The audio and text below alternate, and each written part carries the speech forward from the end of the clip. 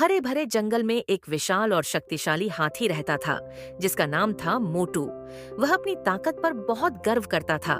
जब भी वह चलता, जमीन हिलती और पेड़ों की पत्तियां कांप उठती। उसी जंगल में एक छोटा सा खरगोश रहता था। नाम था चीकू। वह तेज दौड़ता था और बहुत समझदार था। और पास ही एक प्यारी सी चिड़िया रहती थी, जिसका नाम था टिंकू।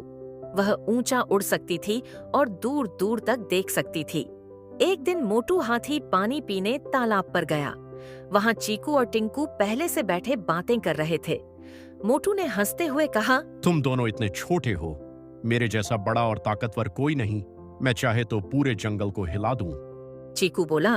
ताकत अच्छी बात है, लेकिन समझदारी भी जरूरी है। टिंकू ने कहा।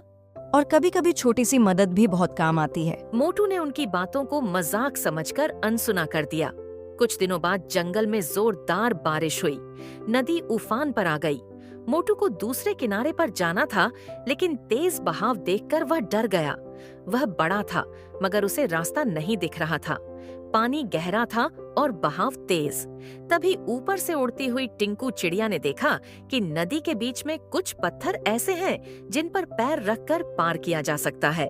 टिंकू ने ऊपर से आवाज लगाई, मोटू, दाएं तरफ थोड़ा आगे जाओ, वहाँ पत्थर हैं। मोटू ने उसकी बात मानी। इसी बीच चीकू खरगोश किनारे किनारे दौड़ता हुआ आगे गया और बोला, धीरे धीरे कदम रखो, जल्दी मत करो। मोटू ने दोनों की मदद से सावधानी से नदी पार कर ली।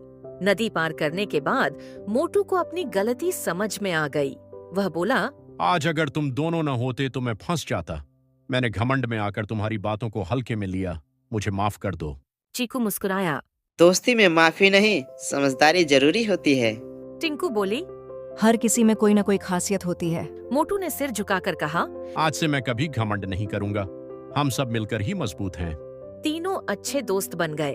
अब मोटू अपनी ताकत से पेड़ हिलाकर फल गिराता, चीकू उन्हें इकट्ठा करता और टिंकू दूर दूर तक देखकर खतरे की खबर देती। कभी भी अपनी ताकत पर घमंड नहीं करना चाहिए। हर छोटा बड़ा मिलकर ही सच्ची ताकत बनाते हैं।